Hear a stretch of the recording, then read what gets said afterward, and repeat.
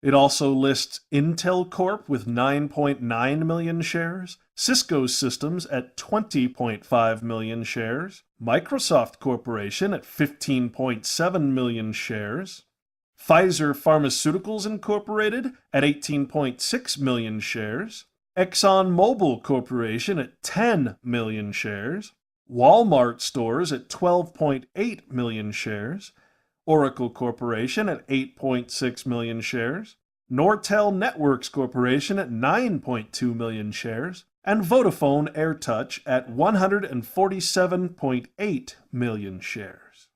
And these are just the largest of the stock holdings within CalSTRS. Walter Burien of CalFor1.com has estimated that government ownership of just Microsoft Corporation stock is at approximately 83%, with the 5 boroughs of New York City proper owning collectively about 5% of that company. This means that everything that you do on your computer and everything that is included in your end-user agreement belongs to the government. And the government is the one regulating the internet. It's also the one regulating advertising, usury, and fraud laws. The conflicts of interest here are astounding. Because remember, the Central Intelligence Agency and the National Security Agency are private government offices with access to everything that you do on the internet and through Microsoft. And Apple computers are also government-owned. Now, understanding that, we go to page 46, where CalSTRS actually devoted a paragraph to corporate governance. Now, if you still don't comprehend what a proxy vote means, this is an admission of guilt.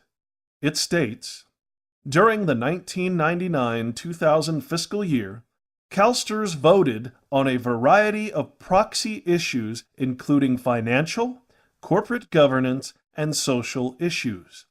There were 7,192 votes cast on proxy issues of corporations whose shares were owned in the investment portfolio.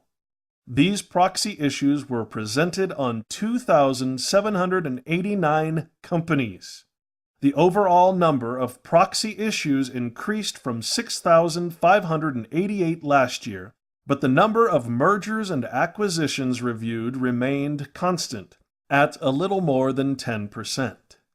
Merger activity, both within United States borders and across the borders, continued its steady course, especially in those transactions where stock is the compensation received by the acquired company's holders. This reflects the continued appreciation in the stock market both at home and abroad. So this government corporation, one of over 185,000 within the United States, just told us that it voted on a variety of proxy issues including financial, corporate governance, and social issues, with 7,192 votes cast on proxy issues of corporations whose shares were owned in their investment portfolio. In other words, CalSTRS is acting as a major shareholder, voting as partial owners of these corporations on issues that dictate the future success of those corporations. This is corporate governance, in the words of the United States government. This is perhaps the most important, revealing paragraph you will ever read in your lifetime. This is fascism. Then, on page 47, CalSTRS states that by proxy, the major issues voted on are summarized below. And once again, this is criminal activity. And by this point, surely you realize the Constitution is out the window. Number 1, election of directors. CalSTRS generally votes in favor of directors unless the proxy statement shows circumstances contrary to policy. The selection of auditors and accountants. CalSTRS generally votes in favor on the independent auditors and accountants recommended by management. And for its employees, under compensation plans, stock options, incentive stock options, employee stock purchase plans, etc. Corporations provide a variety of compensation plans to keep executives, employees, and non-employee directors. A number of these plans provide for the issuance of long-term incentives to attract, reward, and retain key employees, the best of the criminals, and other miscellaneous management. CalSTRS generally votes in favor of other miscellaneous business recommended by management, but issues are decided on a case-by-case basis. Now, the word management here, when it's recommended by management, simply means that the government, as a collective whole, wants CalSTRS to vote a certain way with regards to its ownership stock holdings in these corporations. Also, in voting to approve merger acquisition management, CalSTRS generally votes in favor of the acquisition or merger of one company into another.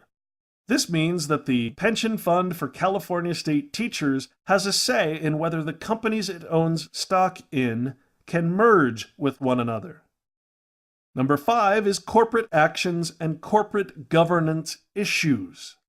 These are issues related to mergers, acquisitions, stock issuance, stock splits, and incorporation.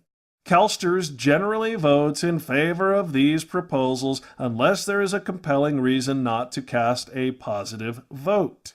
Once again, CalSTRS is deciding on mergers, acquisitions, stock issuance, in other words, who gets the stock, and stock splits, which can only serve to benefit CalSTRS. The government is the corporations. The corporations are the government. There is no fine line. That line has been erased. Erased just like our borders and just like our Constitution. Back to page 45, under real estate, it states that over the last fiscal year, CalSTRS' portfolio of real estate assets reached $3.8 billion. 82 directly owned properties and 3 privately owned partnerships represented this dollar amount. Real estate represents nearly 3% of the total portfolio.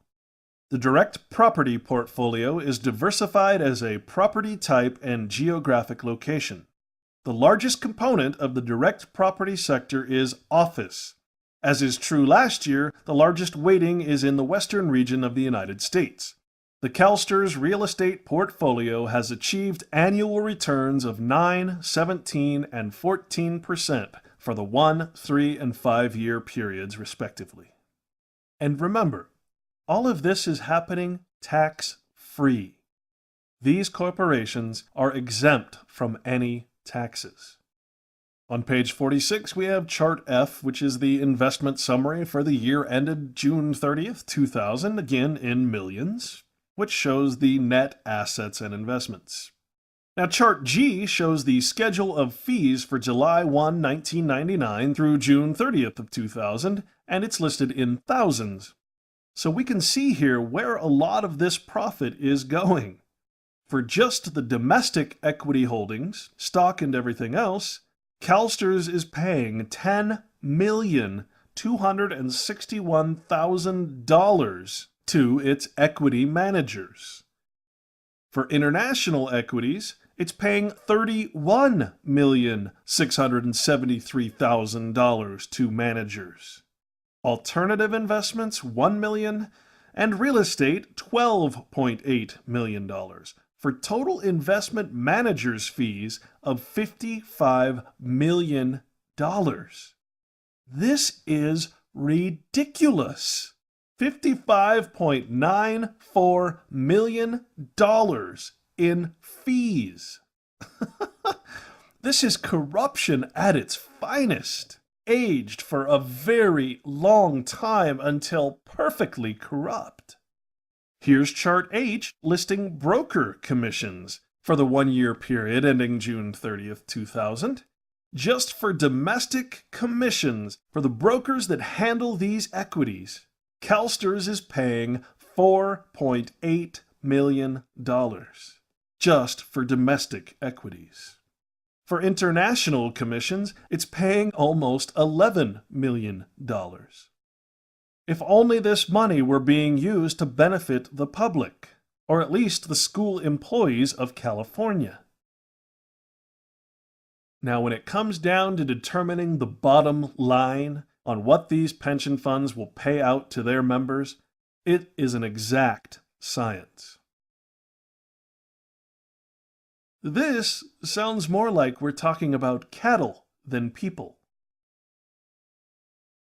Between the contributions from its members and the rate of return from just those contributions when invested in the markets, the full amount of money paid to beneficiaries of the CalSTRS pension fund are completely paid. So all of the other net assets held in trust for pension benefits, which in 2000 equated to $112,781,688,000, can be used for something other than paying school employees. In other words, everything that this fund does from the year 2000 on is pure speculation and profit, because the amount of money that is being put into this pension fund by school employees who are mandated by law to contribute to this fund is enough money to pay all retirement benefits for qualified and retired California state teachers. Now just imagine if these people who are working with these funds, investing in and controlling the market, were actually using that money for the good of the taxpayers, for the good of the economy, and to the benefit of humanity. This is exactly what Walter Burien of CAFR1.com would like to see happen. His life dream is simply to see this rightfully taxpayer money be put to use to benefit the taxpayers of America. His tax retirement funds would reacquire this massive store of wealth, get rid of the corruption controlling it through complete transparency, and use that money for the benefit of the people, the states, and the country. Imagine a government actually funding alternative energy solutions that aren't from corporations. Imagine alleviating all federal, state, and local taxes simply by using this government store of investment income to pay all of the taxes that we are forced to pay by law. Imagine freedom without eminent domain and other federal tyrannies to get in the way of true land and home ownership. Imagine a government that actually rewards its legislators for fiscal responsibility instead of theft by deception and usury, for saving money instead of forcibly spending and wasting it to ensure larger budgets for the next quarter.